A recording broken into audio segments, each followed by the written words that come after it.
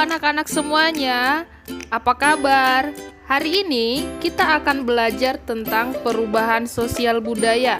Nah, tapi sebelumnya, kalian tahu nggak sih apa arti dari perubahan? Nah, mungkin tanpa kalian sadari, kalian telah melakukan perubahan. Seperti pada saat ini, kita telah melakukan perubahan, yaitu metode pembelajaran kita tidak dilakukan secara tatap muka atau bertemu di sekolah, tetapi kita lakukan secara daring atau online. Nah, itu adalah contoh dari perubahan.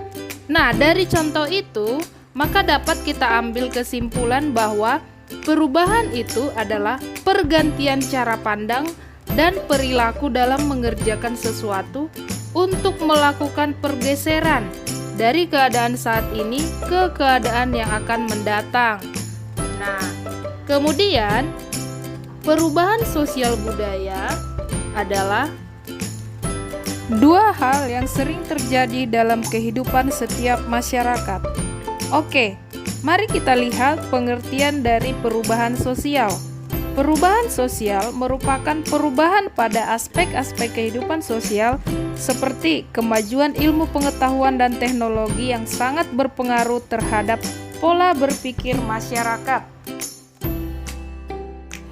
Berikut ini ada 4 aspek-aspek perubahan budaya. Nah, mari kita bahas satu persatu. Yang pertama adalah peralatan dan perlengkapan hidup.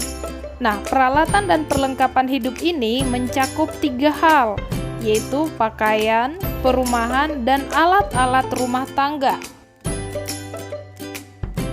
Seperti pada contoh berikut ini, bahwa telah terjadi perubahan budaya.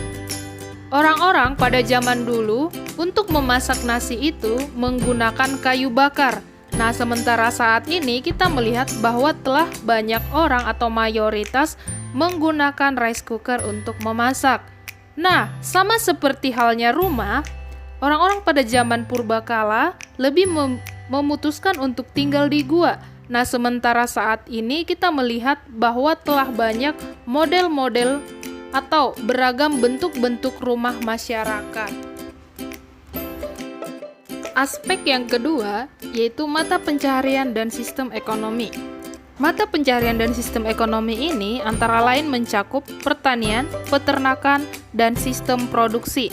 Nah, pada zaman dulu, orang-orang beranggapan bahwa laki-laki dan perempuan itu memiliki pekerjaan yang berbeda-beda, yang mana laki-laki biasanya berburu, kemudian untuk yang perempuan bertani. Nah, sementara pada saat ini kita bisa melihat bahwa perempuan dan laki-laki itu sudah memiliki pekerjaan atau profesi yang sama. Misalnya, ada yang dokter, ada yang guru. Kemudian, profesi itu tidak dibatasi baik kaum laki-laki maupun kaum perempuan. Nah, tetapi sudah ada emansipasi wanita atau profesi tidak mengenal kalangan.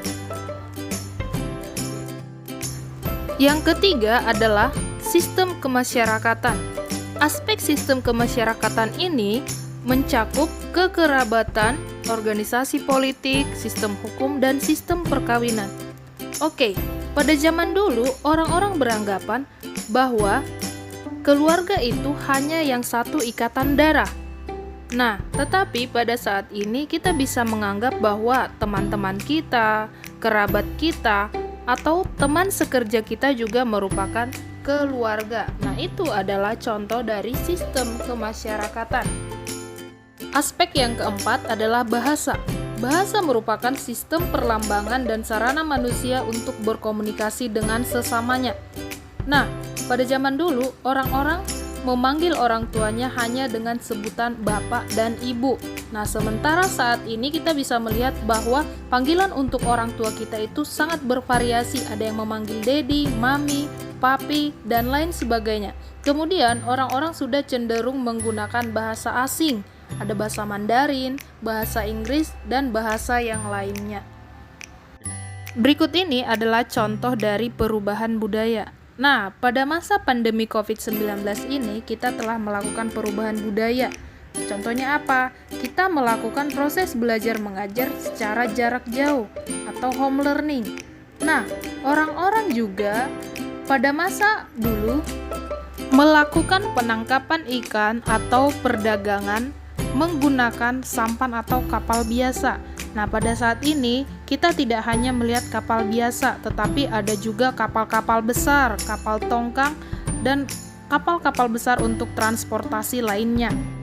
Sebagai faktor penyebab perubahan sosial budaya dari dalam masyarakat ada 4. Yang pertama ada perubahan jumlah penduduk, kemudian yang kedua penemuan-penemuan baru, yang ketiga pertentangan atau konflik, dan yang keempat adalah pemberontakan atau revolusi.